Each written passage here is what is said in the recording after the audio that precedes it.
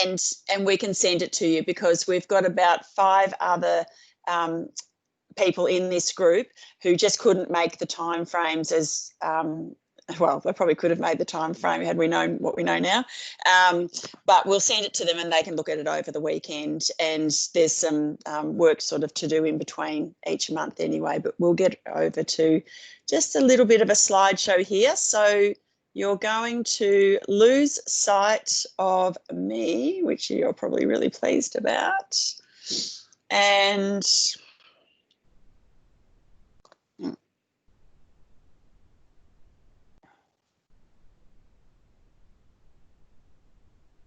that's not what we want. I want this one here. It's not showing you that screen, is it, Brooke? All good my end. All good my end. Oh, it is good your end. Can you see my proper screen? It's just looks like it's doubled up a little bit now. Okay. But I could see the connecting you and the title page. Yes. Okay. Right. See all my emails that I'm trying to get rid of. Okay. Oh, beautiful. Okay, so all good? Yeah, it just looks like it's doubled up a little bit, but maybe if you flick on to the next screen, the next page. Sure.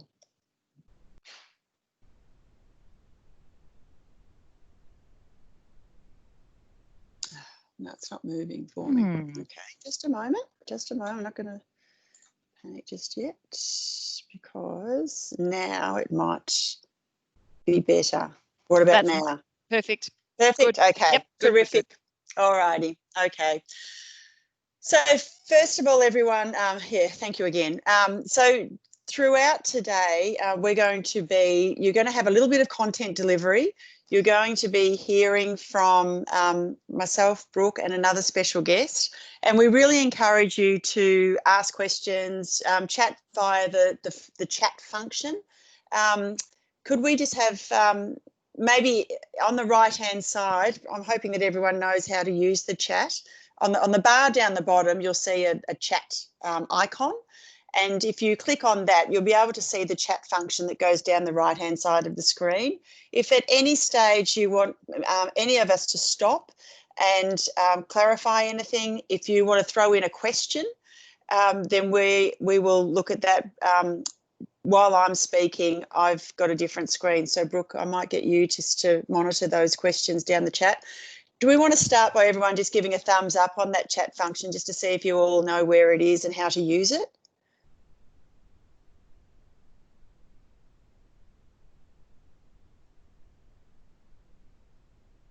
Are there a few thumbs ups coming? There are. Libby's just given a thumbs up. Rowan is giving a love heart. Thanks, Rowan. Yeah, so if you're on a device, the little speech bubble's up in the top right-hand corner. If you're on a laptop, the speech bubble is next to the raise your hand icon on the toolbar. So if you sort of hover your mouse over the top of the presentation, you'll get a toolbar that pops up. There's a little raise your hand and then a speech bubble next to that.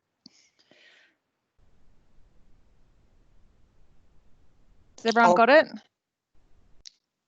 I'll keep going, and people can listen while they're working that out as well. Now, look, when we're talking about leadership, today certainly is a real taster. We've got 6 months, and today is going to be specifically on leadership. But you'll know that but over the next 5 months, we're going to be looking at leadership in regard to governance, leadership in regard to problem solving, leadership in regard to your personal brand, leadership, and we're probably going to get more of a sports focus as we go on. Today there will be a slight sports focus, but it really is purely just about as an intro to leadership for today. The other thing too, if you want to chat, please just yell out, because there's not that many of us. But otherwise, if you've got dog barking in the background or something like that, maybe just mute yourself so that it makes it easier for the people who are speaking to be able to be heard clearly by everyone else. So we're going to start off, and we might actually even start off with you, Brooke, that we're going to introduce ourselves, and I'll stop sharing the screen in just a moment. But if you can let us know your name, your role at your club or your organisation, and also where you're from, because that's really interesting for this group. You're not all from the Barwon region. What brought you here? And then the final one, and this is a bit silly, but do you have any scars on your body, and that you might be able to tell us a bit of a story about that. So I'm just going to unshare my screen. Hi, Emily. Hey, Em. Finally. Good job. Well done. Thank you for persevering. I have no idea what was going on. Oh, that's all right. Neither did I. That's okay. We're just going to move on now. Sun will come up tomorrow. Okay, we're going to start with Brooke, just to introduce yourself, Brooke. Yeah, sure. Hi, everyone. My name's Brooke Connolly. I'm the team leader for our Sport Rec and Health team at Leisure Networks. So I'll talk a little bit about Leisure Networks and our organisation shortly, but really I'm here. We do a lot of work with local sporting clubs and leaders within our community, in particular women and girls. So I'm here to learn from Fiona, from my colleague, to also support you guys and your journey as a leader, to share a little bit about myself today, and a good friend of mine who I've had the pleasure of working with and playing netball with for a long time. And yeah, really to support the work that you guys are doing as really great leaders within your communities. So in terms of scars, I've got quite a few. I've got quite a few. Some sport related. So I've got a few scars on my eyelids and things like that. Some are travel related as well, where I got thrown off a boat, off a felucca in the middle of the Nile. And as I was coming back up, someone was coming down, and I was reaching up for the top of the water and split my face open.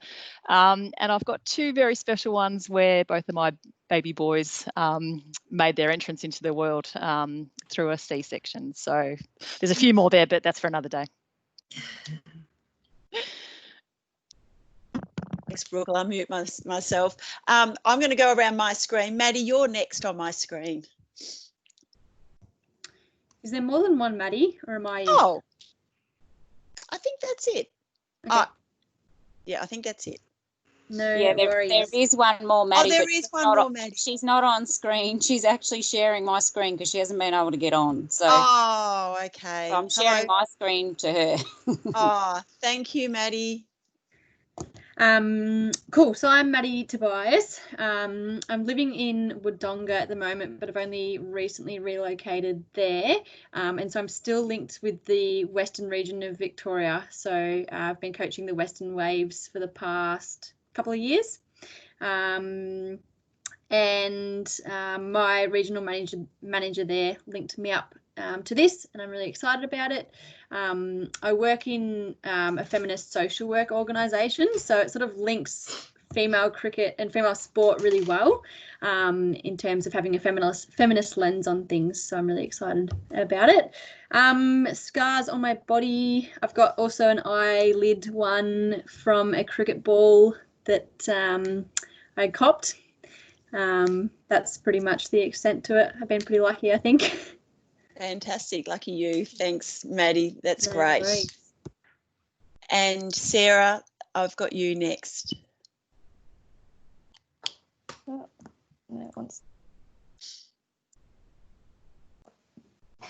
Sorry, guys. Hi, I'm Sarah Naylor. So I'm with the Geelong West Giants. So I'm the chairperson of the executive as well as the general manager of football.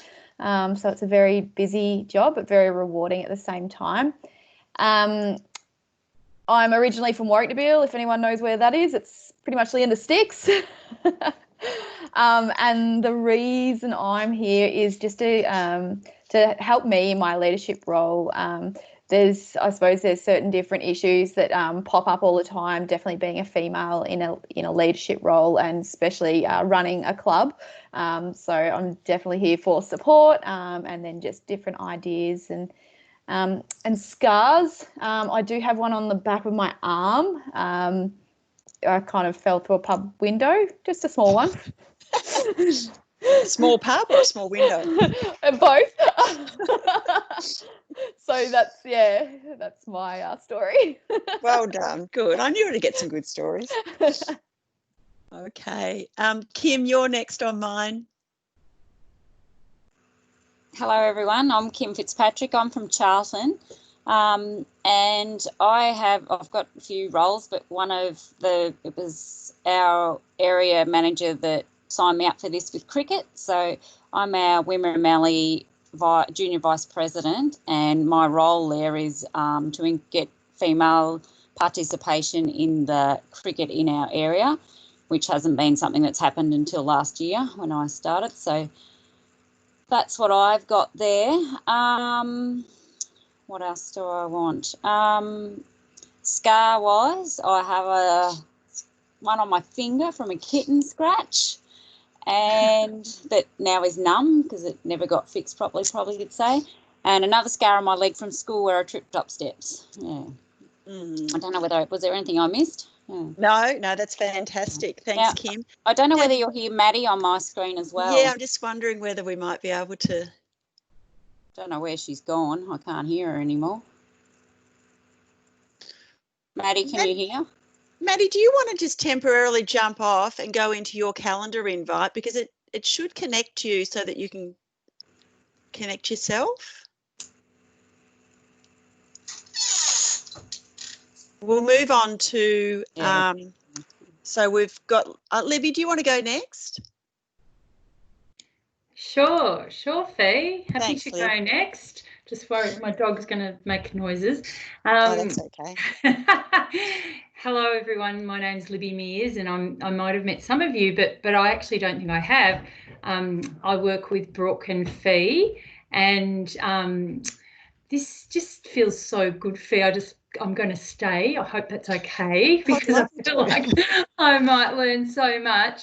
At the moment, obviously, I've got a role at Leisure Networks. I'm CEO there, but I do sit on Surfing Victoria as well, and that's quite new. And it's interesting. I've grown up around sport and done lots of things around sport, but haven't really had a role necessarily at a committee level, or I'm now obviously on the Surfing Victoria board, and it's pretty challenging. So I'm interested to hear how we all navigate this space, but really interested in the conversations that look like they're going to be amazing with this what I hear so far. Scars. I've got a scar on my arm from cooking a roast last week. Of course, you do it all the time, don't you? You've got that scar on that part of your arm. Other than that, I've probably got a few psychological scars, having spent 8 years in local government as a local councillor, navigating with community sport and volunteers, and trying to support their agenda. But thanks for having me, and thanks for welcoming me, Brooke and Fee. Thank you very much for coming along. It's fantastic. Now, Rowena. Rowena, are you? I can't see. You can't hear me. Yes. Hello. Hi, Rowena. Hi. Yes, so I'm Rowena. I'm from Colac. I have my many roles in sport in our little town. Netball committee, playing coach, cricket. So we're in the first cricket team for Colac this year. Coached the girls cricket the last few years as well. Lots of different things, and sport and committees and you name it. And scars. I'm covered in scars. I'm just a bit of a crazy motorbike rider. Yeah, I've got a split across my eyebrow where I came off and cut my face open. And oh my goodness. So yes, but I'm so excited about what we're going to be learning. And yeah, thanks for having me. Great. Thank you very much for hanging in there and being here with us. Now down the bottom, I've got a J and an S, and Jessica, are you? Can you hear us, Jessica, or you might be muted? Can you hear me? Yes. Yes. Hi, everyone. Hi. I'm just lurking in the shadows. That's good. It's fine. So I'm from Ballarat. I'm involved at the moment with the Alfred Baseball Club. we've been doing most recently, before Corona, we were doing a Girls at Bat program and trying to encourage more girls to get into sport, really. And I was recommended this program through life coach, I suppose you want to call her, and she's from the Geelong area, and she thought that this would be really helpful to not only build with the baseball side of things, but also like help in the workplace and stuff like that, because I'm a manager. So yeah, I'm really excited though, as everyone else has said. Scars wise, I hurt myself a lot, but I must be a good healer. So I've only got like chicken pox scars. So I'm really lucky that way. Thank you. Fantastic. That's terrific, and thank you to your life coach for recommending the program. That's wonderful. And we've got, I'm just hovering, Shanae. I think you might be our last. My name's Shanae Alexander, and I was recommended this by our regional manager as well.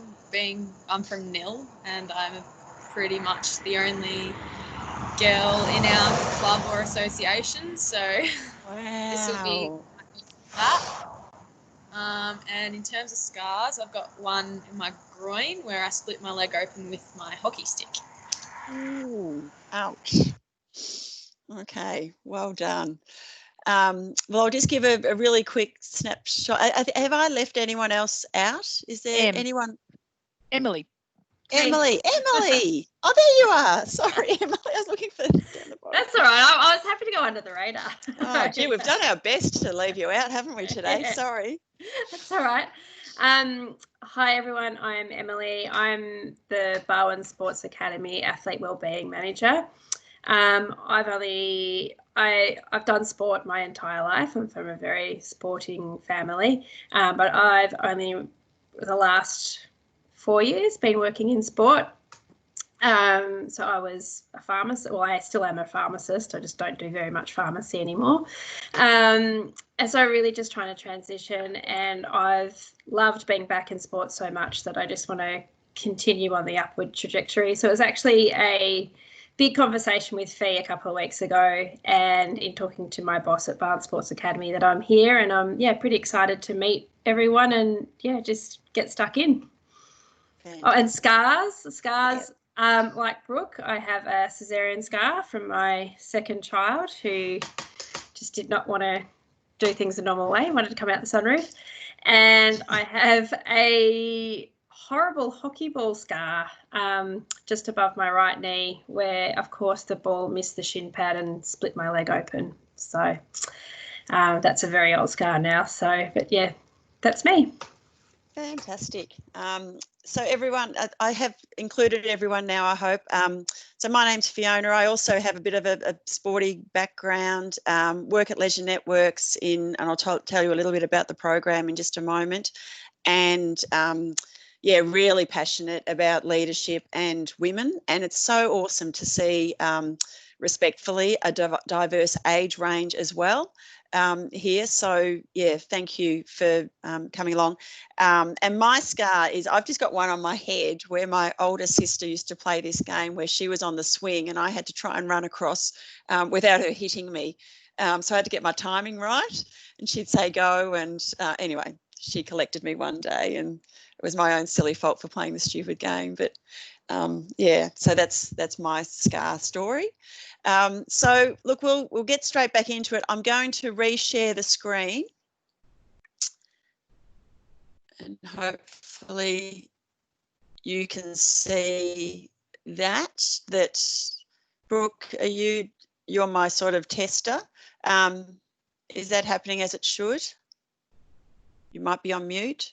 It is, Faith, yep. It is, thanks Lib, terrific. Okay.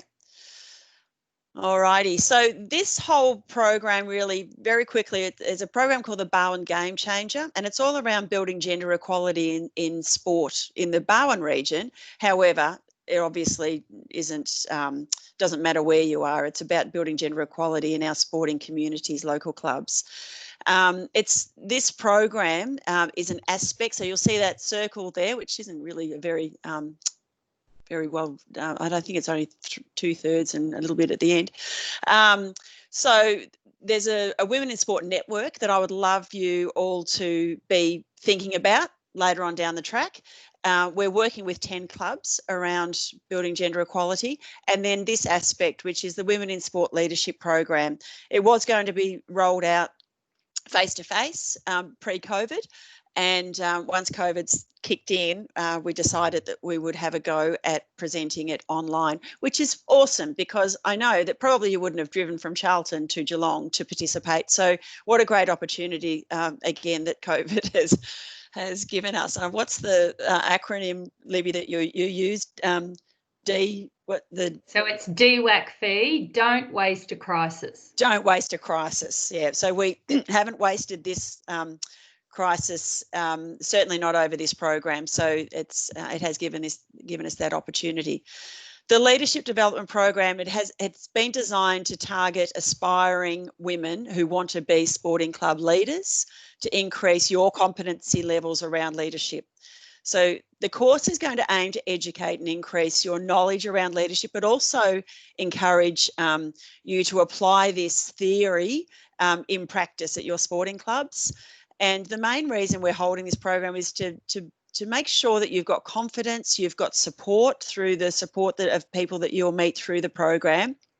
And ultimately that we can increase the number of women leaders in our clubs and sporting organisations. And we hope that after this course, or maybe even during the course, you'll feel that you can take the next step in your leadership journey in your club. Now, this is where, Brooke, we may need some just a little bit more patience from everyone. I'm going to try... Brooke, do you want me to try and share this? Yeah, okay. So we've got a wonderful video here. I'm going to have a go at seeing if it just happens that the gods might just be smiling on me once. I'll get back into this. Let me know if there's no sound though, and then we'll just listen to it on YouTube.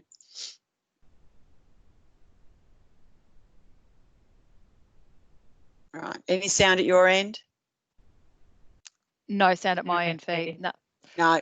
Okay. All right. Here's the link. Here's the link in the chat function. Okay. Yeah. So you go, Brooke. It's called Bridie O'Donnell, and it's a YouTube link. So if you go into your chat function and copy and paste that into your Explorer, you'll be able to watch this video. Yell out if you have trouble though.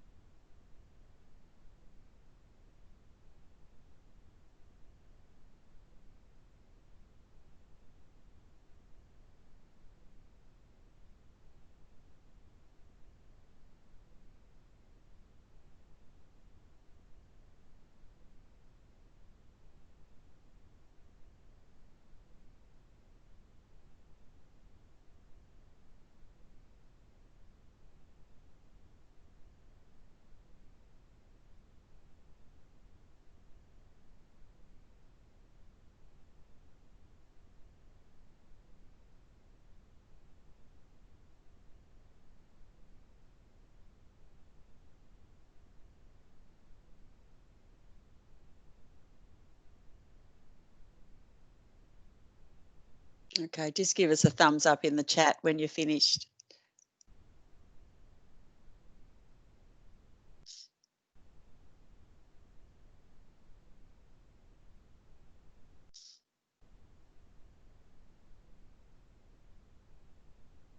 Cool. So I'm thinking that most of you will be almost finished. Bridie recorded that message for us for some young people in Geelong who'd been nominated as the future youth leaders in the Geelong area. And I'm not sure if you know who Bridie is, but certainly if you're an Instagram user, you need to get on Instagram and follow her. She is a very impressive woman, as well as being incredibly lovely and genuine and so authentic, as you will have seen from that video.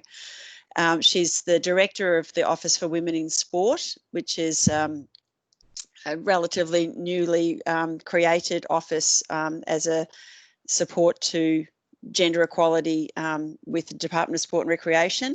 She is she's represented Australia as a cyclist, and she happens to be well, she actually at one stage was an assistant orthopaedic surgeon as well.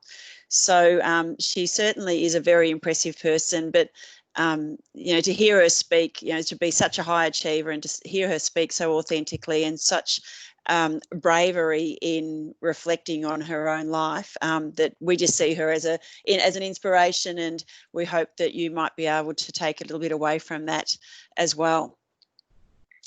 So I just need to find my spot again to go to, and I think I'm throwing to you, Brooke. Is my screen still being shared? It sure is, Fee. Yeah, sure. Yeah, Okay, yeah. so over to you. Happy to jump in. Yeah, yeah. Thank you.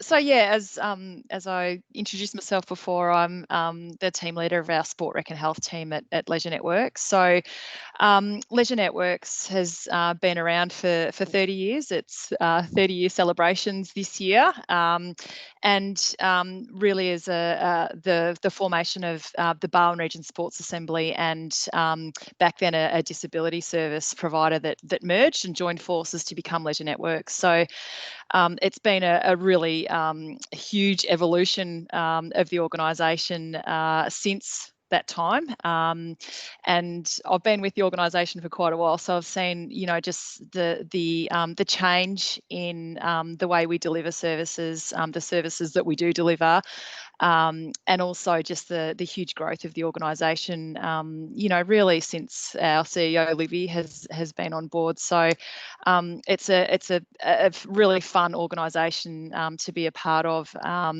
and the work that we do is you know, is so broad. We look at where there's opportunities within the sport and active recreation sector, in particular through the Sport Rec and Health team, to make an impact, and certainly the impact around gender and being a strong advocate for women and girls in leadership positions is where we're positioning ourselves with through the work of Fee and some other work that we're doing through our funded work. So we've got funding and service agreements with Sport and Recreation Victoria and also with Vic Health to really look at building the capacity of the sport and recreation sector to become more robust and to be able to take on new pieces of work, you know, and following trends and opportunities. We also do a lot of fee-for-service work within our region, the Barwon region, and also throughout metropolitan Melbourne. And I know we've got some people that are involved today that sit outside the Barwon region, and certainly we've made connections with the regional sports assemblies that that you guys sit, or your clubs sit within, and you know, we're really happy to share the information with those respective organisations, and also happy to connect you up with those organisations as well. So we have some really good collaborative relationships right across regional Victoria and throughout metropolitan Melbourne as well. So certainly the mission of Leisure Networks is around connecting people to community. So that is through our Sport Rec and Health team, or our regional sports assembly, and also through the work of the rest of the organisation around people of all abilities having an active voice and being strong, capable and connected members of the community with opportunity to participate across a whole broad range of pursuits, and really supporting people to follow their dreams and connect in with community life. So we see sport and active rec as a really important opportunity for people to be able to make those connections, to be able to connect to community, and certainly you know, the opportunities and the pivot in our work at the moment in being able to support community when community's been in lockdown or semi-lockdown has been a challenge. It's one that we've taken head on, and you know, I've come up with some pretty innovative ways to reach out to people and to try and support sport and active rec to stay connected, to stay fit and healthy and well, but also to stay connected in various, you know, online pursuits, and now as we return to training and return to game, what that looks like, and how we can make sure that we continue to support sport. And I've got to get the acronym right that's being thrown around at the moment. It's to not just to bounce back, but to bounce forward. So where are our opportunities to not return to what the normal was with sport and rec, but to actually look forward and see where we want sport to be as we start to emerge out of the pandemic. So certainly the opportunity to be involved in sessions like this and programs like this, we see it's such an important space for us to be supporting women and girls to be at the leadership table, to be at the decision-making table, to be in positions where there are some really strong equal decisions being made, and to make sure that we've got, you know, we've got so many women and girls out there participating on and off field as well. So you know, there's a lot of work to do, but certainly the work that Fiona's doing in this space is has been held up across the state as the program, and we certainly have the other regions looking to us for advice and leadership in this space. So you're in really great hands with Fiona. Thank you, Brooke. And also just a plug there, if you want to follow us on socials, that we can show you that at the end as well, keep you up to date. All right, so our expectations of this program. So we're hoping that this will deliver to all of you and to the community an increase in the number of women and girls taking on leadership positions in sporting clubs or organisations. So basically that is my measure, that we are wanting to increase numbers of women. We do speak, I need to just acknowledge that we do speak in a very binary sense in this program of you're either a man or a woman, but we understand that not everyone identifies as either man or woman. So I'll acknowledge that, but I will say this is targeted to anyone who identifies as a woman or a girl. We are aiming to increase the capacity of women and girls who take on leadership positions. So we don't want the token secretary to always be a woman, but that's the only opportunity that they get. We want you as women to be able to take on any position around that decision-making table and any leadership position in your club. We want to connect women and girls from sporting clubs to form a network to support each other, and we want to build basically gender equality in our community sporting settings. The expectations of the program for you is that we would like it if you could gain a greater insight into your own leadership skill and competency in different situations, to continue to grow your interest in leadership and your ability to apply that in all of your skill and knowledge. We want you to be able to share your skill and knowledge with each other, because we know that that's really probably an untapped area. We want you to grow in confidence, and a part of that will involve you being brave. So we need you to speak up and share your thoughts and experiences with the group. I hope that you'll all get to know each other really well. And this group, it's the first time that we've done something like this across the state. And so we've brought you together, and we're hoping that you'll form a really special bond that will support each other. We're hoping that you'll build your knowledge of how to do the role of a committee member. So as much as I said before, this is around leadership, but the rest of the sessions that you'll be attending, hopefully, if you come back, we get our IT happening, then you'll be learning a lot more about the actual competencies around the governance and, excuse me, the areas that you really need to know to be able to run a club, to understand governance principles, understand financial documents, and to be able to read them, increase your skill in problem solving and conflict management, and increase awareness and understanding of volunteer management, marketing, PR, the list goes on. As you know, you need to be a jack of all trades to run a club.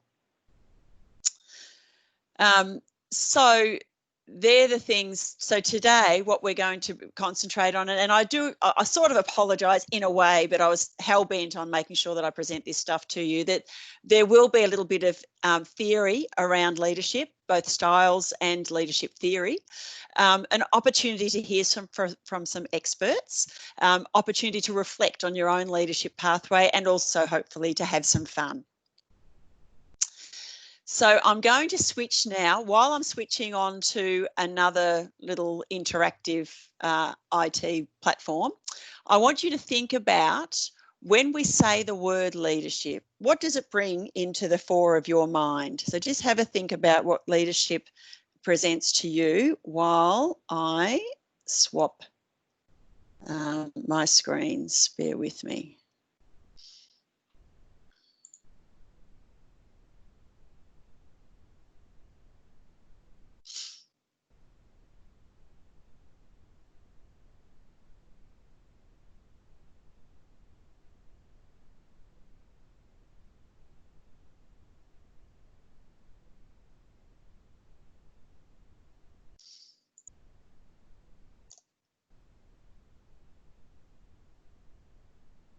Now, while I'm doing this, if you could get your other device, your phone, and type into the Safari or Explorer, AHA slides. Why this isn't loading for me, but it will. Here we go. That's good. It's already loaded. Good. Brooke, can you see that screen, that leadership? I can, Fee, yes. Yeah, beautiful. Okay. So if everyone can get their or a different device and type in AHA slides, don't scroll down. Right at the top, there'll just be a little white space for you to insert a code. And the code that we want you to insert is WISLD. It's up on this screen that you'll be looking at now. And again, if we can just have a show of thumbs up in the chat to see if you've got that far. We've got 2 people in, I can see. You don't have to, yep, 3 people. You don't have to join up to anything. You just have to get onto the ahaslides.com and then pop your code in. We've got 5 in.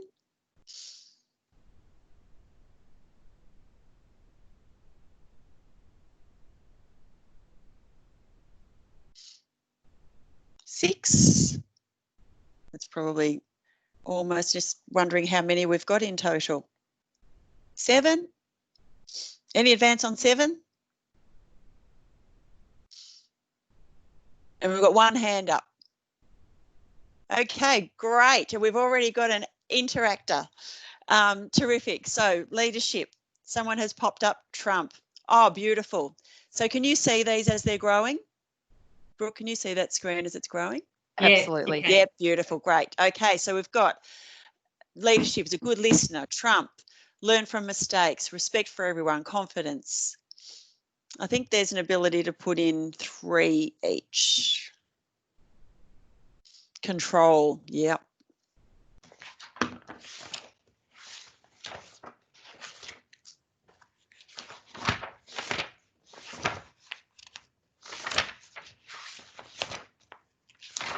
Passionate, yep, so important. I think you're halfway there if you've got passion for it. All right. It's authentic, respect for everyone. Beautiful. Strength in knowledge. This is a bit of a game for me, trying to see which is the last one that came in. Problem solver. Yeah, for sure. Good communicator. People first.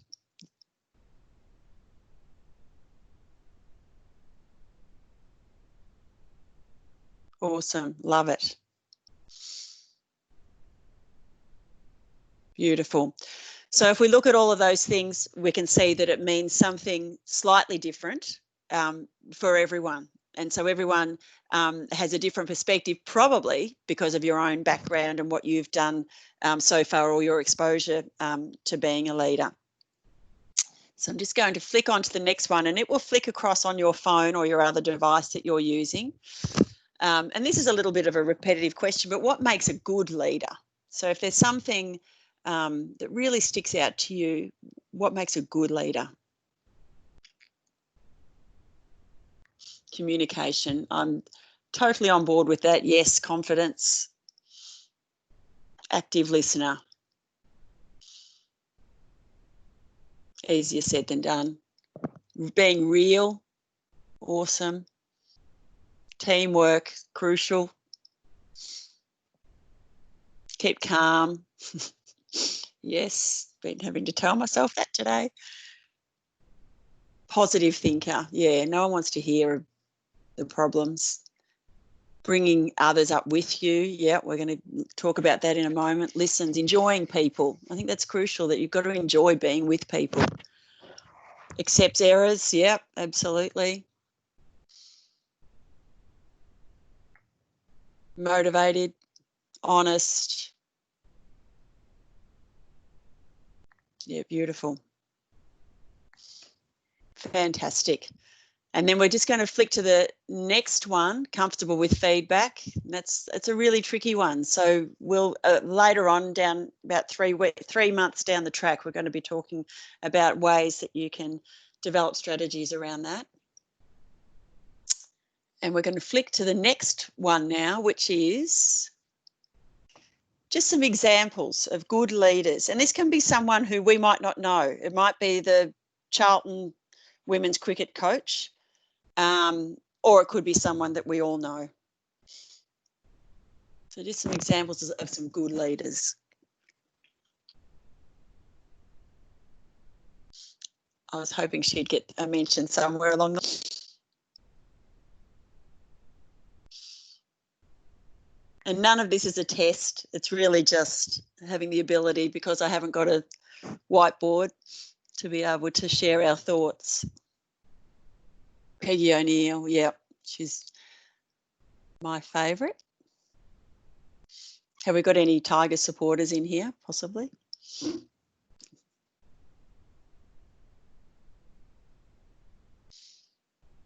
And how awesome that we've already just come up with 2 that are female or women as well. Libby Mears, beautiful. I think in my... I didn't put that up myself. Michelle Obama, yeah, brilliant.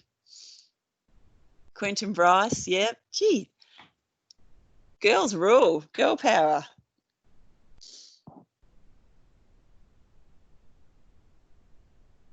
Oprah, yeah. Brilliant.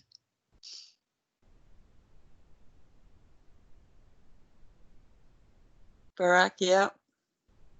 Bianca Chatfield, awesome. I got to speak to her last week, whoever put that up. She is beautiful. My mummy. Oh, that is gorgeous. I think that as mums, we all know that we're pretty good leaders, but you don't always get told that. Mel Hickey.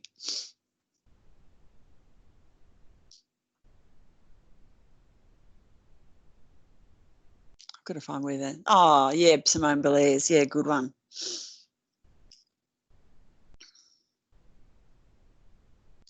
Beautiful. Thank you. And I love it. We do. I think Barack, he deserves to be mentioned. But, yeah, how awesome. All those wonderful women.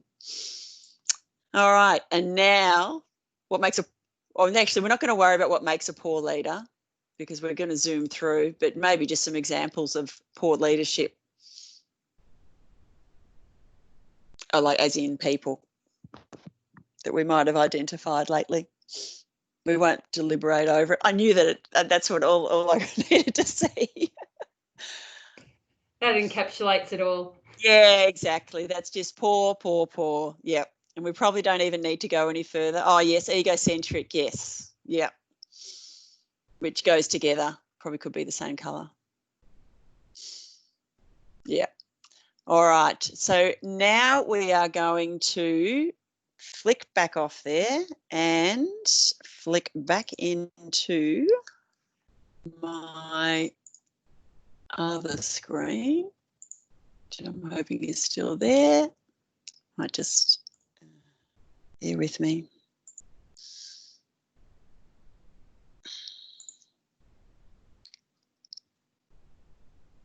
And we should be able to go. Yep. Let's flick through these. And we are. All right. So we're going to have a chat with each other now. No, actually not. I'm just going to, I'm going to flick through this one. We're going to go to the next one because we're going to be, and I really want to get rid of this theory that I want you to hear because it's going to relate to our conversations a little bit later.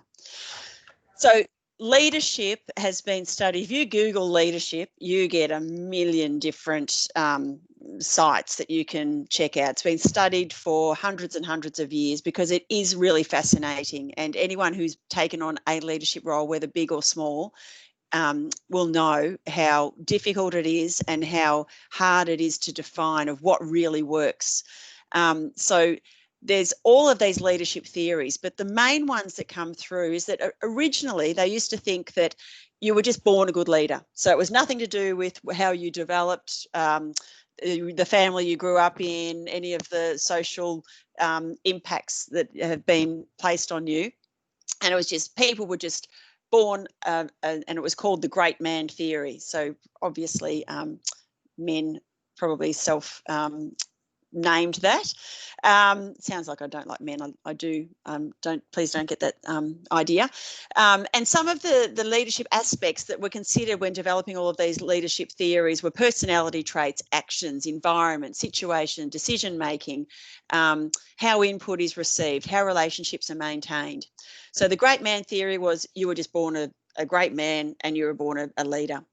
Then it started to develop, and I think the trait theory came in about the 1920s or 30s, that the trait theory states that some people have qualities that tend to make them good leaders, and that the certain qualities don't necessarily, you're a strong leader, but you were born with those traits. So you were born to be more likely to be a leader. And then there's this contingency theory that that the leadership supposes that that the leader's effectiveness it's contingent on whether or not their leadership style suits a particular situation. So an individual can be an effective leader in one circumstance, but really bad or I shouldn't say bad, ineffective in another situation. Then there's situational theory, which is a little bit confusing, that argues that the best kind of leader is one who can adapt to his or her style based on the situation. So they may respond to a situation, in one case being, commanding, coaching, persuading, participating, delegating, or however they think it's necessary at that particular time to lead. And they're defined by their flexibility. And then more recently, there's behavioural theories around leadership that they focus on how a person's environment, not just the natural abilities, but how we've been formed, which all makes so much more sense, that it's the families we were born into, the experiences that we've had along the way. And one of the key concepts of the behavioural theory of leadership is our responses, our environmental responses to how we behave in different situations. And then there's two more that I just want to go through that I really relate to when it comes to sport. So there's this transactional theory, which is a system of rewards and penalties. And the way that I understand this one is that you might get a player who, and I'm going to use a football player, might play for the club because they get paid lots of money. So they rock up, they play, they get their money, and they leave on a Saturday, and we'll see them again at training on Tuesday night. Or there's transformational theory, which is where there's positive relationships that are built between leaders and team members. So if through a transformational leadership style, that person would come and play for the club because they love the club, and they've got a really good relationship with the coach, and they just want to play for the coach, and they want to win, and they want to do what they can. So that's transformational, where the coach brings that person with them on the journey rather than just giving them an envelope at the end of the day. That's a really simplistic way of explaining it, but I'm hoping that gets the message across. And leadership theories are a little bit different to leadership styles. So these are some of them. I just loved this when I found it. The leadership styles. So Little Miss Autocratic is where one person controls the decisions and there's very little input from other group members. Then there's Democratic, where the final decision might be made by the leader, but it's included all of the team members in that decision-making process. And these sort of leaders encourage creativity, and people are often highly engaged in the programs and the projects that they're involved with.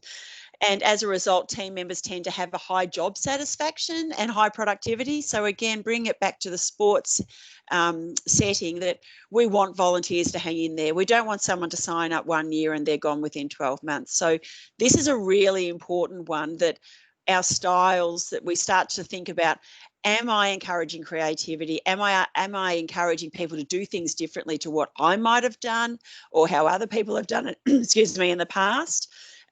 Because I want that person to get high job satisfaction. I want them to be here as a volunteer for a long time. Then there's the laissez-faire leaders that give their teams a lot of freedom and say, look, you know what, this is what we need to do. We've got 5 teams of netballers. They need to get on the court. You just go and get them on the court and work it out yourselves. Charismatic leadership is basically where we encourage particular behaviours through a lot of communication and persuasion, and really sort of have charismatic leaders have a big personality, and sometimes they can force that personality on others to try and get them. So really an example of that would be Trump right at the beginning of his time, that he was charismatic in the way that he tried to force and persuade people. Task orientated leaders are very just they see a task that needs to be done, or a series of tasks, and remembering in all of this, there's no right or wrong or better or worse or anything. It's just different styles of leadership. And these leaders are typically less concerned with the idea of, catering to the volunteers, sort of, whether or not they're okay or not, but rather that, we've got to get this job done. We've got to get these teams on the court, and we've just got to work it out because there's a deadline to be met. And then there's the more relationship orientated leaders, where they're more worried about the person and supporting and motivating and developing individuals, and not so much meeting that deadline. And then there's another one, and I'm going to, at the end of all of this, you're going to get sent away with a whole load of resources and a bit of a booklet for you to reflect on before our next session in a month's time. But there's a survey that I'm going to attach that you're welcome to fill out and let us know what the results of it are when you get back next month.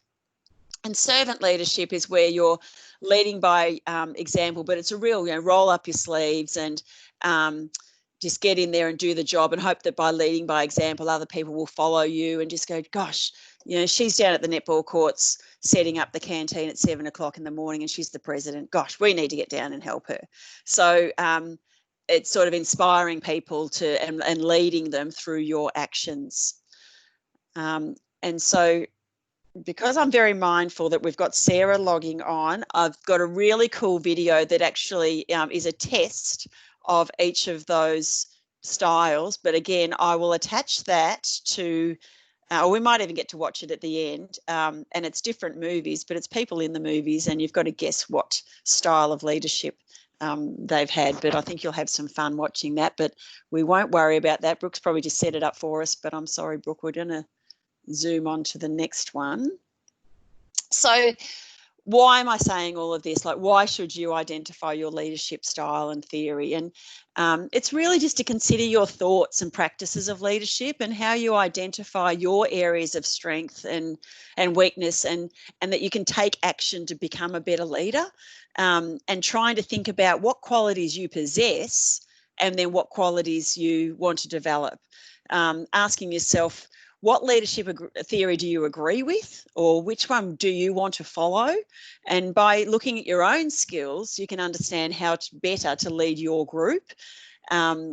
So some theories and styles are better for some environments than others. And, you know, for an example, a junior coaching role might be more transactional, because you might be saying to the junior, hey, you know, if you come out for every centre pass, that's all I ask, and I reckon you're going to get a canteen voucher after the game. Whereas transformational might be that you've got a really strong relationship with the person that you're coaching, and you want that player to be the best player that they can. So they're not doing it for any tangible reward at the end, but they're doing it because you're motivating them to be a better person. So that's going back to that transformational leadership. I'm also going to skip the next video because I was a bit wary on it anyway, so this has made up my mind, and I will slow down in just a second. I needed to get all of that out. But there's a wonderful video that you'll also get to see in your own time afterwards. So I'm hoping that Sarah might be with us. Brooke, do you know if Sarah's in the room yet? I'm here, Fiona. Great. Welcome, Sarah. All I can see is my screen, so that's terrific. All right, so what we've got planned now is that we're going to sit back and we're going to listen to two old friends. Two not so old, but they've been friends for a long time. Have a chat about their leadership experiences. I won't speak anymore. I'm just going to unshare so that I can see everyone, and we're going to sit back and enjoy this conversation. Welcome, Sarah. Oh, sorry, just to introduce Sarah. Sarah is the General Manager for Community from Geelong Football Club, and has been in that role for, I'm going to say 10 years, maybe, Sarah, but for a long time, and has done an amazing job in connecting Geelong's community to the club. And I think through the conversation, you're going to find out even more what Sarah's been doing as well. So over to you, Brooke and Sarah. Thanks. Thanks, Fiona. Welcome, Sarah. Hey, Brookie. I was going to say, Fiona, we talk in seasons. Oh. So I've been with the Cats for 15 seasons, but not in a row, in two different iterations. So a long time, huh? Well done. Fantastic. Hey, Sarah, I was just wondering whether you mind if I call you Birchie, because I definitely know that I'm going to slip into that old, once we start talking about our history and our past, I know that I'm going to drop the Birchie and you're probably going to drop the Chooker. So let's get that formality out of the way. Yeah, Sarah, Birchie, we caught up today just to have a bit of a chat about our plan for this, and I think I think we worked out that it was when you were 14 years old that we first met each other, and it was when you got thrown in the deep end in a regional championship with netball. I think someone had an injury or pulled out, and an old coach of ours, Joy Grubb, pulled you out of the community sports setting and said, "I've got this amazing young woman. She's 14. I'm going to throw her into this open age group team." I am a little bit older than you, Birchie. So I distinctly remember you rocking up. I think we were in Metro Melbourne somewhere. It was one of those massive big facilities that had indoor courts and 12 courts outside, and there was teams representing every region and what have you throughout Victoria. And I remember meeting you then, and I remember you being just a gorgeous young girl who was so like a little sponge. You were so willing and open to learn, you had, I could see some stars in your eyes about, wow, what am I doing here? But I just remember that you nailed that opportunity, and then it's been a pleasure to watch and play with you, but also to watch your journey both in a sports setting and also in a professional setting. So we have known each other for a long time, and I think if we take our mind back to those North Shore days, I'd just be really interested to hear, what your reflections. I know what my love of us playing at North Shore, and it's probably the best time of my life in terms of being involved in a club back then. But I'd love to hear what your reflections of those times are as well. I really loved our time today, Brookie, catching up and talking about 25 years ago, but I remember it oh so well. So it was I was pretty starstruck when I was selected for that open age team, and yourself and Stacey Gowns and Jeanette Davis and all these names that may not mean much to the people in the room, but they were absolute superstars, and it was such an incredible opportunity. And I didn't say this to you today, but I'm going to say it to you and Fiona now. But you both had such an impact on me. I remember, Brooke, meeting you, and just, we were defenders, and I just absolutely looked up to you, although I think I was a bit taller than you by that stage anyhow. But Fiona, I remember you distinctly helping out so your niece Gemma with the Geelong State League netball team, and you came in as this beautiful, fresh-faced PR whiz, and I just thought, oh yeah, the stars were coming out of my eyes there. So I was loving catching up with both of you today, because we've got such a beautiful, long relationship with such longevity. But it was interesting today thinking about leadership and putting different lenses on leadership, both in a sporting sense, and I played a lot of netball in my time, but also we spoke about those transferable skills into the workplace as well. And I think the reason that I've had my longevity with the Geelong Football Club, and what I did in between, just for the record, when I had my two different iterations with the Cats, is I went over to the UK and I worked with the England cricket team. So working in sport again, but I think having a passion for sport and having played a bit of sport myself has really helped me in that setting as well. Would you suggest the same, Brooke?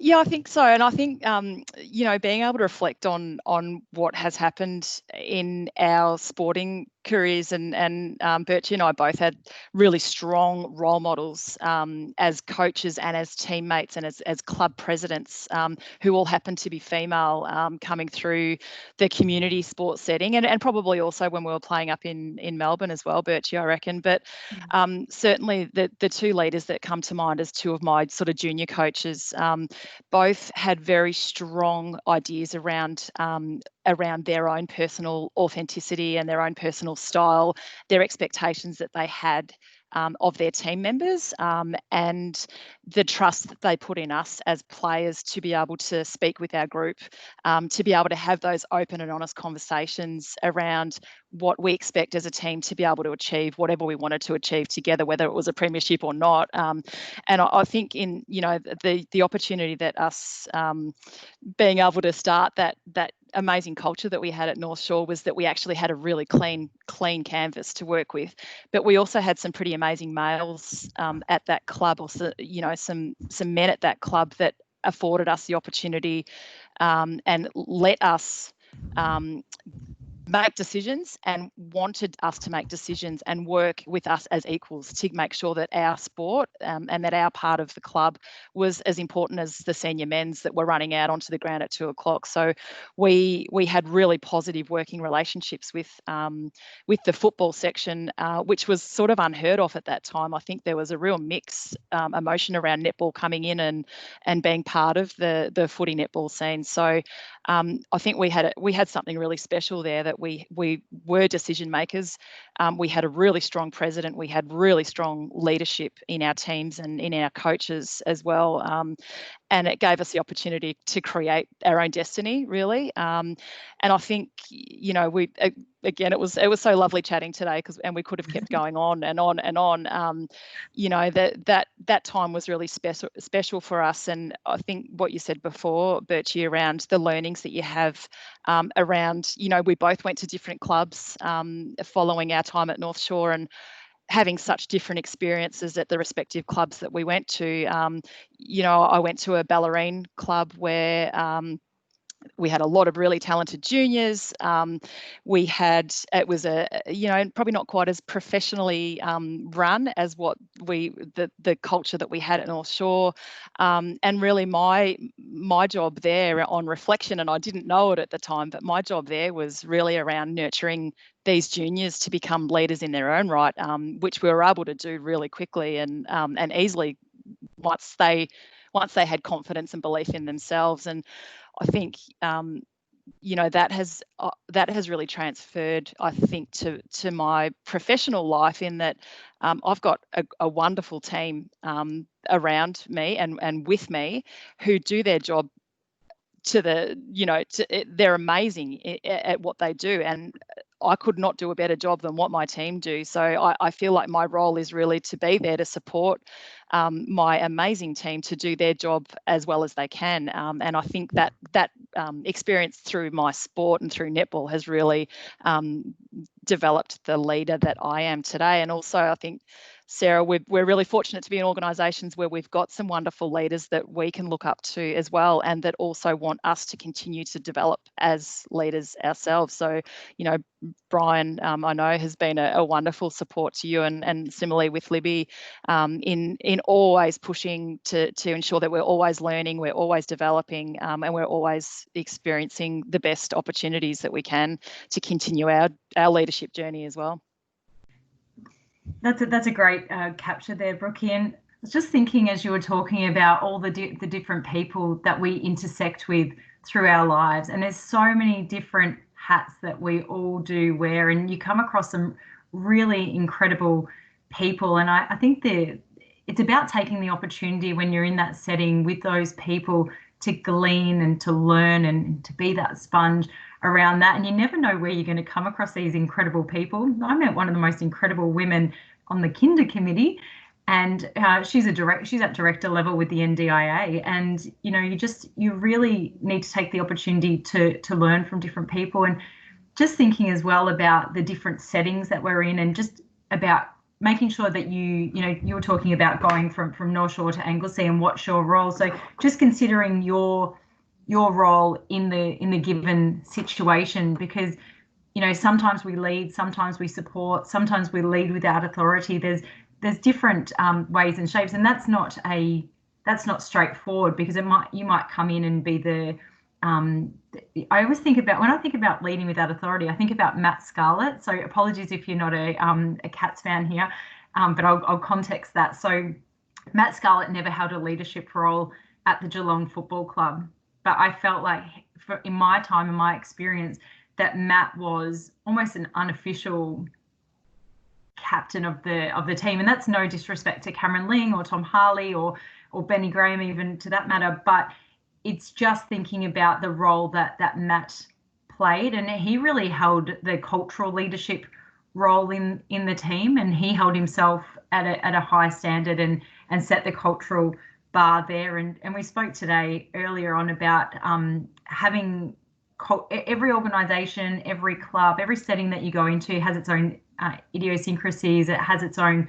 culture, and it's about having good cultural awareness. It's about understanding the values and how those values translate into behaviours. And I'd love to, Brooke, just dive into that. We were talking today about the feeling you get when your value set is a mismatch for the value set in the setting that you're in, and how we were talking today, we share a sort of similar feeling that I feel physically out of sync, out of whack, if my value set isn't meshing with the value set in the situation that I'm in. So I have some physical symptoms around that. Like, obviously I'm thinking it as well, but I can feel, I get a funny feeling. That's not a very good way of describing it, is it? I'm sure there's some technical term around that, but it just doesn't sit right with me, I guess is what I'm saying. Yeah, and I think when we were speaking about that today with Fiona as well, I think certainly that's you know when you know. I withdraw. That's probably my response to that, something like that. If something doesn't fit, it doesn't feel right, it doesn't fit with my values. I tend to shut down. So, and I think again, both of our organisations have a very clear direction in terms of our vision and our mission and what we stand for and our values. And also we've both done some work on our own personal brand and alignment to our values as well. So I know we were talking, I feel like I've been online a lot this week. Fee, it might have been in the gender equity. No, it was in some interviews we did yesterday, but just the work that we've done as an organisation in making sure that we live and breathe our values as well. So we've got our values plastered on T-shirts that are really vibrant and colourful. We've got our values plastered on our walls in our headquarters and our offices around Geelong and throughout Metro Melbourne as well. So, I think you're right, Sarah, and that can translate to your sporting environment as well, for sure. Certainly there's situations where I do withdraw because it doesn't feel right to me. I can see Fiona's got her hand up, so I'm wondering whether that might be a wind up, because honestly, we could keep talking all day. It's fantastic. Honestly. And can I just say that it's so good that you've been so open with your perspectives and and the stuff that a lot of us, I'm sitting back here thinking, oh gosh, do you really feel like that, Sarah? Do you really feel like that, Brooke? And so good, because I relate to that as well. So, that is wonderful. I've just got two little things here that what would be, well, first of all, we'll start with Libby's question. And Libby has said that, it's amazing how powerful a role model can be, and it can stay with you for a lifetime. I wonder if anyone thinks about how they are impacting other young people. So I'm sure that all of us sitting here in this little chat room know that we are exposed to young people, and what is the impact that we're having, and without even knowing it. I would have had no idea that I had an impact on Sarah being a wonderful player. I wanted to actually be the player, not the PR person. I think that's really important to understand, that we are having impact in what we do. And then the other thing is, just quickly, what's the biggest takeaway that you both would, of what you've learned about leadership? What would be in a rapid fire, what would you say to other people who want to be a leader? Do you want me to go first? Yeah. I think really quickly, for me, it's about being authentic and about being open and honest. I'm a dove. We've done some work on our leadership styles, and I'm a dove. I'm a lover. I'm a loyal lover. Sometimes I avoid conflict, which my CEO Libby has has let me know a few times that I need to get better at. You keep learning. Keep learning, always learning, Liz. But I think for me, it's about being authentic and being open, being an open communicator. And Sarah? I don't know what bird I am. I think between the three of you, I think you'll know me well enough. I'll get a message later tonight. We'll let you know. Yeah. Who am I? I've been reflecting on this question because it was a question with notice, and for me, I'm still learning at this, but the thing that I admire about good leaders is that they're excellent listeners.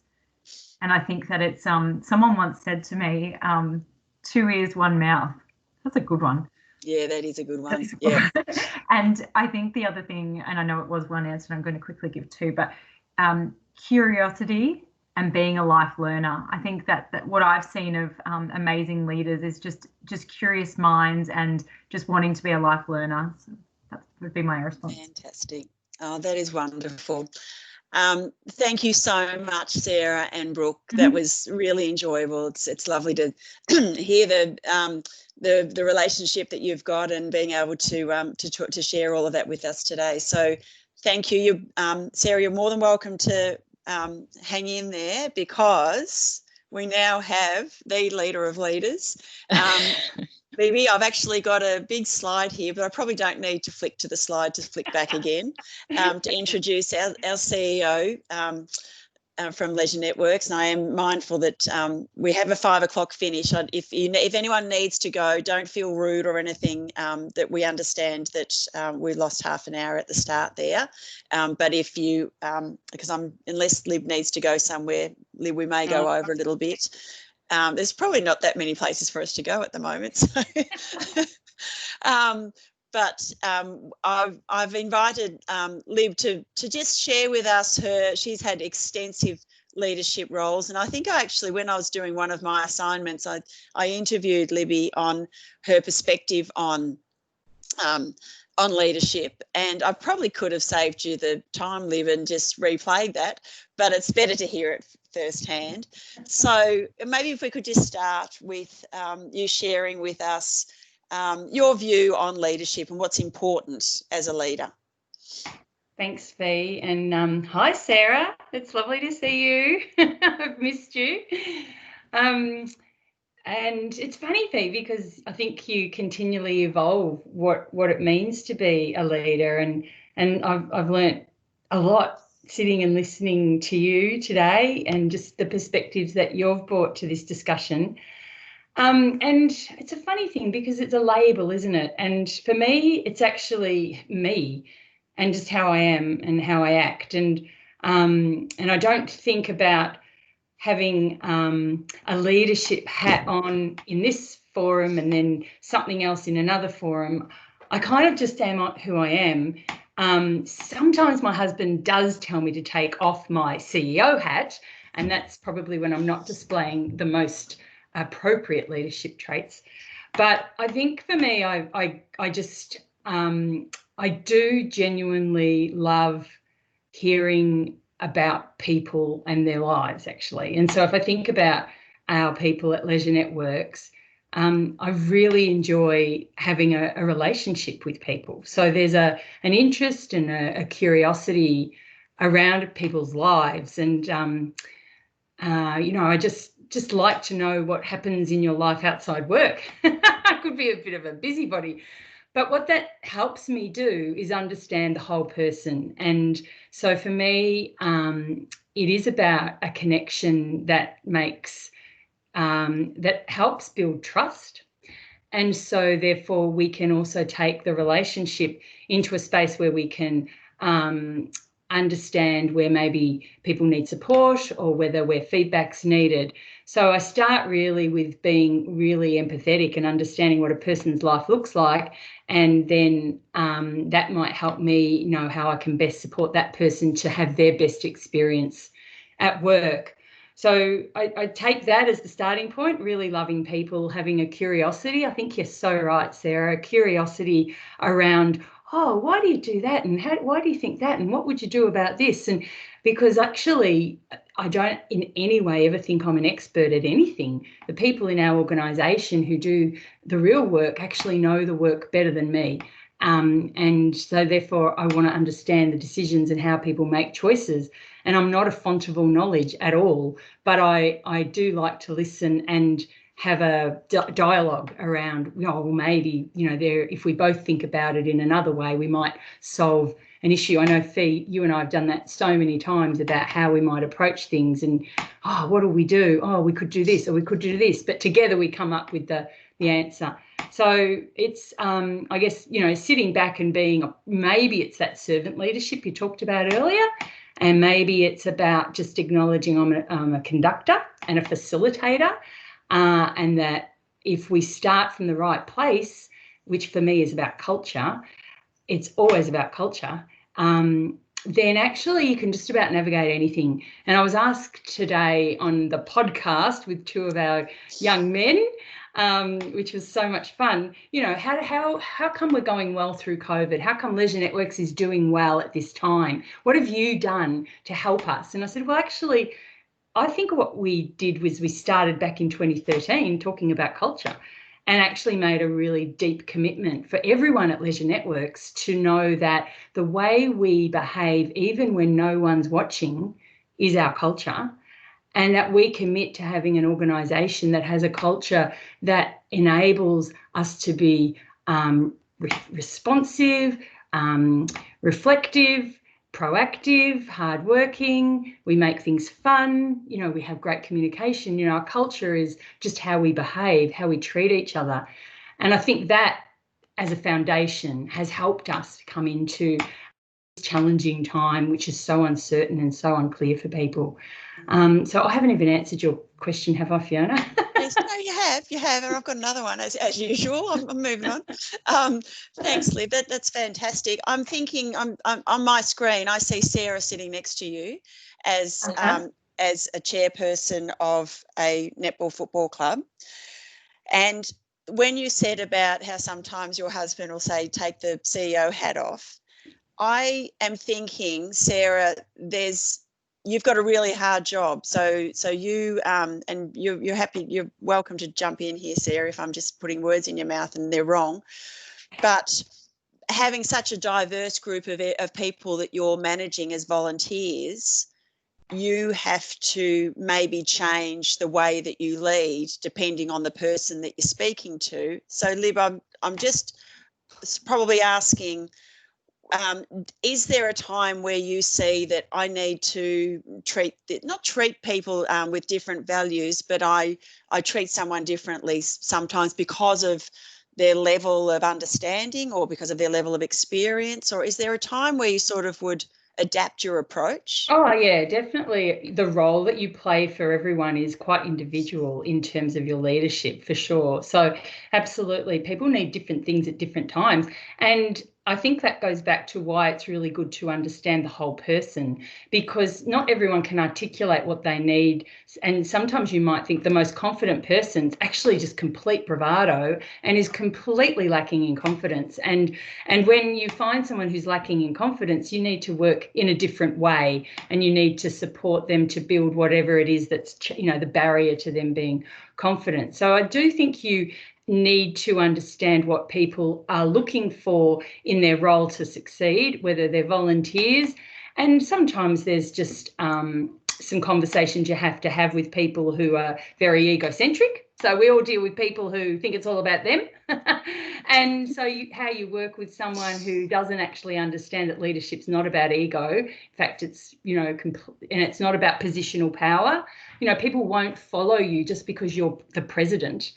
If you're not a nice person, and if you actually can't remember my son's name, or, you know, if you actually don't stop and listen to what people are telling you and you just keep going on in a particular path. So I think that it is very much that everyone steps into the space of particularly community sport from their own motivation, and leading that diversity is very challenging because you're actually dealing with people who they're volunteers and they're giving up their time, but their motivations are all quite different. So I do think it is about knowing where they're coming from and what their motivation is, and they may not even be able to articulate that. So there's a bit of psychology there, but I don't think it's ever going to be helpful if you get into a play around position, power, ego.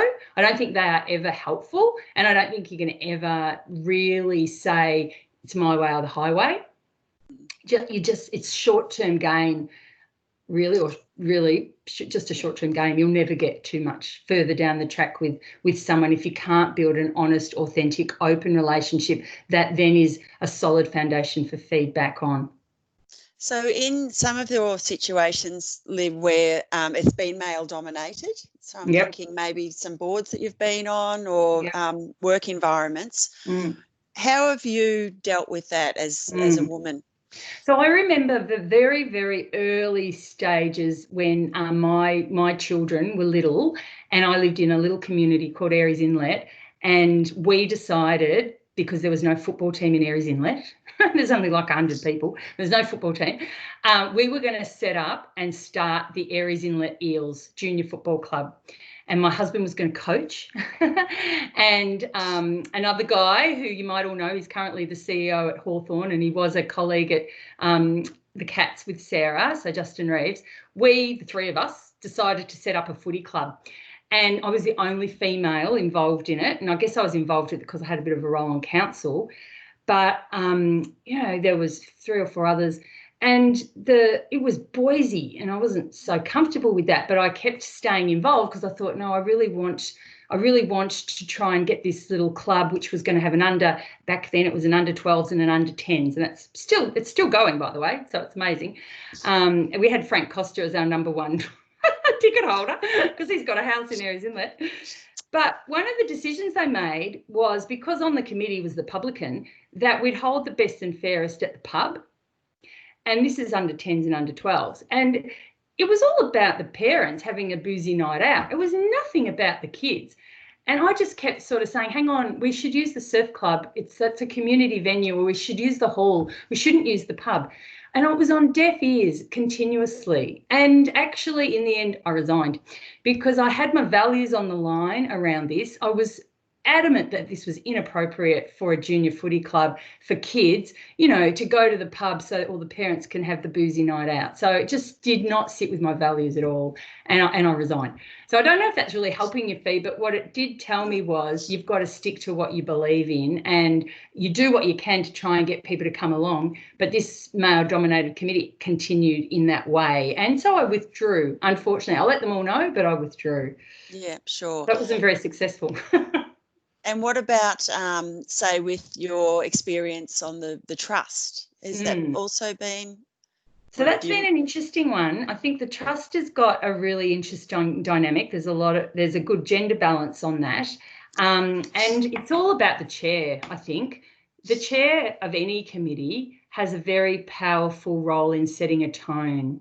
As Sarah knows, sometimes in some of those environments, particularly an AFL environment, I have to say, or, this kind of space, it can be who can shout the loudest at times, and that's a bit difficult. And so I've had times where I've needed to suggest that we need to rethink the tone of the conversation, or how I will try to put a circuit breaker in is particularly when it's with respect to the staff of the trust, for example, the staff of the council.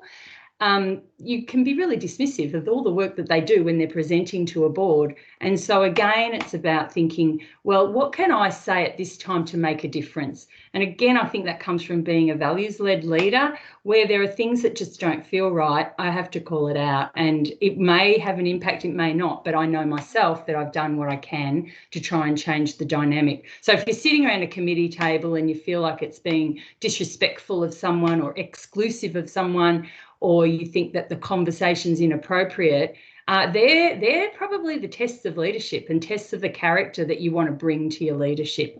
I think it's never easy. I mean, it's easy to be a great leader when everything's going well. It's actually the courage of the person when things aren't going well.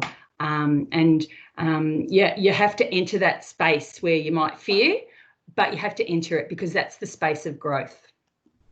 That is fantastic. Thanks, Lib. And that's so true. And I used to think that when I was coaching netball, that when we won, I was the best coach they ever had. And the following week when we lost, I needed to be replaced instantly.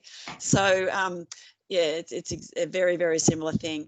Now, we are going to, and Lib, if you can hang around for this, there's never a sporting moment without some competition.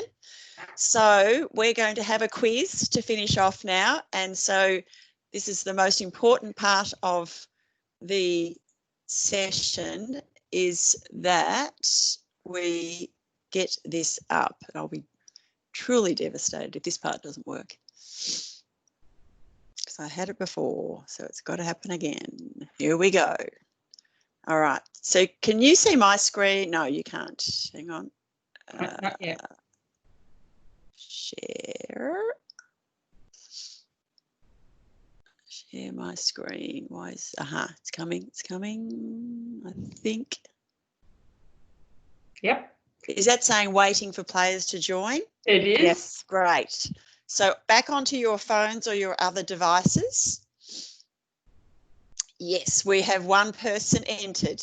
We've got Sarah Naylor is in there with a lovely little smiley emoji.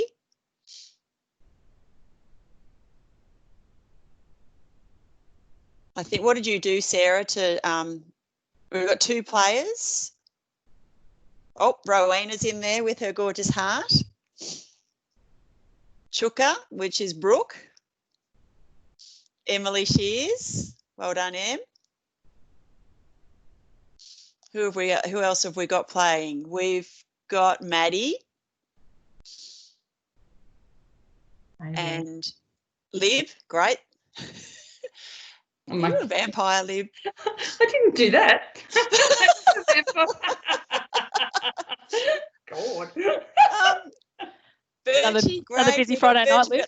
We've got a halo. We've got an angel and a vampire. Kim, you're in. Oh, and Devil. This is cool. Jess. So we should have 1, 2, 3, 4, 5, 6, 7, 8. Is that every? No, one more. Kim. So we've got Kim, Lib, Rowena, Sarah, Birchie, Chuka, M. Shears, and Jess. Okay, I think that might be all of us. Shanae, we're missing Shanae maybe? She might have had to go. Oh. Yeah, Shanae had to drive back to Bendigo. Oh, sure. Okay, thank you. All rightio. So start the quiz. So what will happen here is you keep watching your phone. I think the questions will come up on your phone, but also on this screen, and you have about 10 seconds to answer and submit. The points are given for rapid fire as well. So the faster you type in your response, the more points you will get. So starting the quiz, only 4 questions. Name one leadership theory.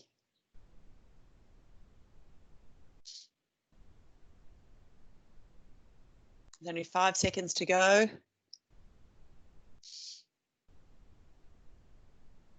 And it will tell you whether you, they are all very good answers. And I did not have a good time setting that. Very good. You all actually got a point there because if you did transformational, yes, you'll get more points. But all of those, theory of change maybe, yes, contingency, it's just a play on words. So, yes, you're all right. Don't worry about that.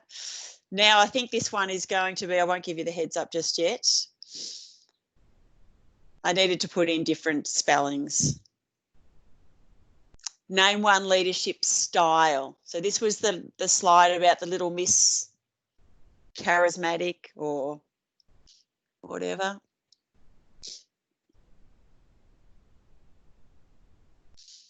And we had 5 people put laissez-faire. Fantastic.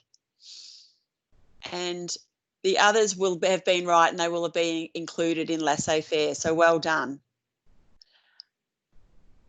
Now we dive. This one actually you won't be able to tell because we didn't watch the video. So just type in here Harry Potter and you will get 10 points. It's the video that you're going to see in your homework.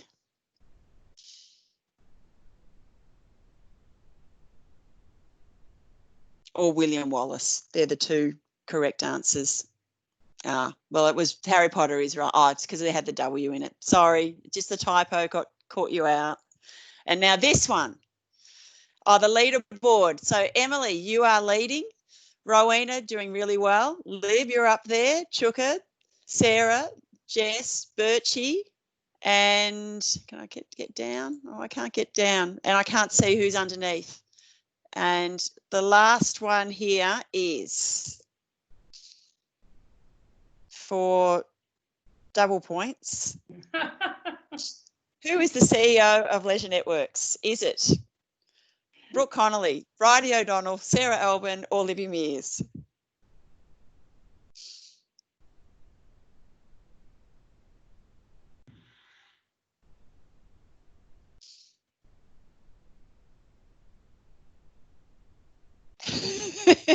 We decided that, well done everyone, we decided that we actually would throw in a Sarah Elwyn or something like that just to be funny today.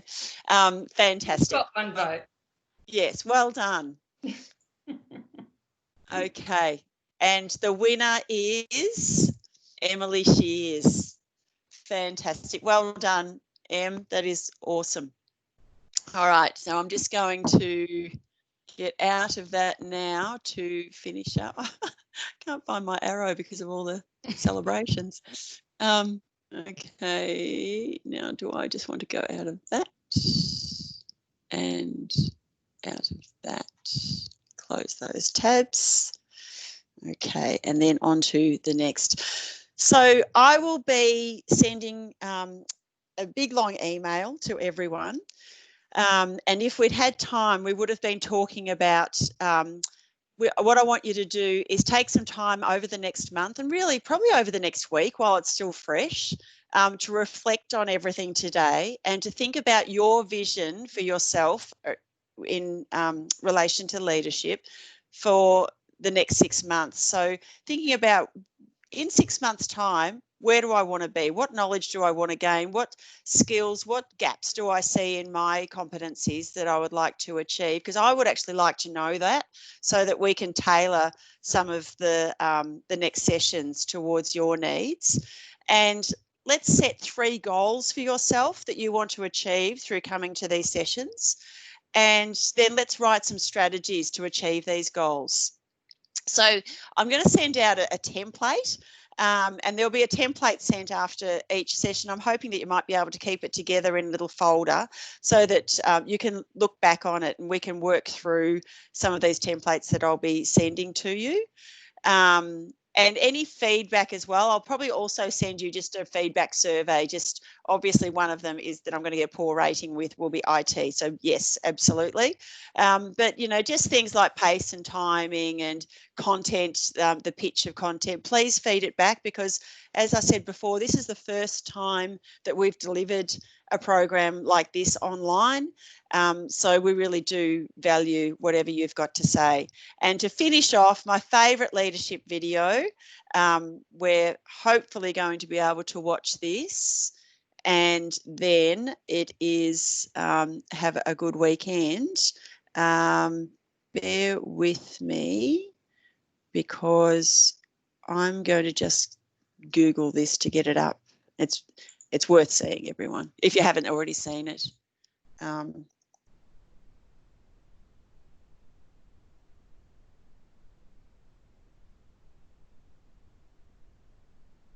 Oh, why is Office coming up? Hang on.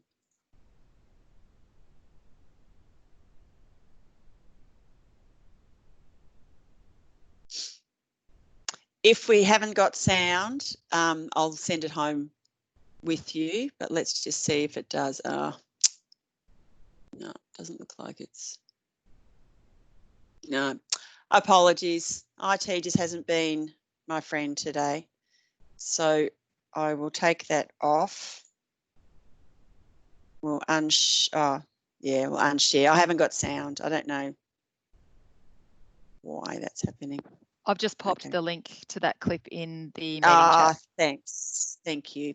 Well, what we'll do is say goodbye now.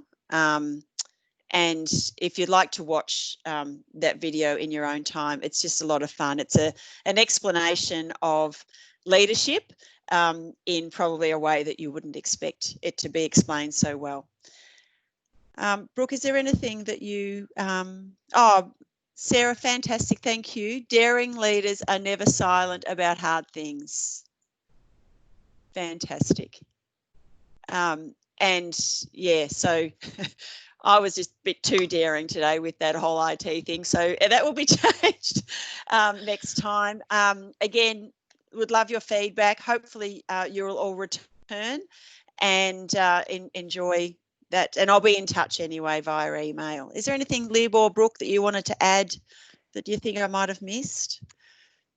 Just in terms of a bit of admin, the meeting chat will stay in this link. So if you want to go back to any of the links that we've shared or the information that was shared in the meeting chat, it'll stay in this link. So you don't actually join the meeting. You go to the link and then you can follow all the meeting chat from there. But yeah, just I guess from me also just a huge thank you to everyone for being here this afternoon, and yeah, really look forward to following this journey with everyone as well. And I just want to say it's really brave, Fee. You push yourself out there and try new things and show us how it works, and you get a better experience by trying these new things. So Yeah. good on you for doing Yeah, it. and It's it's fantastic. a bit boring doing it, the easy way, isn't it? So it is. Boring's good sometimes, but yeah, thanks, Liv, and I do appreciate that. And I think that everyone knows that with COVID we've had to try new ways of delivering things. So I'm hoping that you'll forgive me this once, and that we'll get it right for the next one. And I think Kim might have just said there about the presentation as well, Brooke. So will the actual link to the whole recording, we can send that, yeah? Yeah, it actually, I'll put some instructions in the chat, because once we hit record and it catches up with itself, the recording sits in the chat as well. Sure. But we'll certainly put some instructions out via email as well. Yeah, fantastic. Well, thank you to my team for supporting me through it today, and thank you to all of you for participating. And for those of you from Charlton and Colac and Wodonga, we've got almost every region of the state. Ballarat, we've got almost every region of the state covered. So we really appreciate it, and we'll see you, if not before, we'll see you in a month's time. Thanks, Fee. Thanks, everyone. Thanks, everyone. Fee. Thanks, Thank Brooke. you. See ya. Thanking you.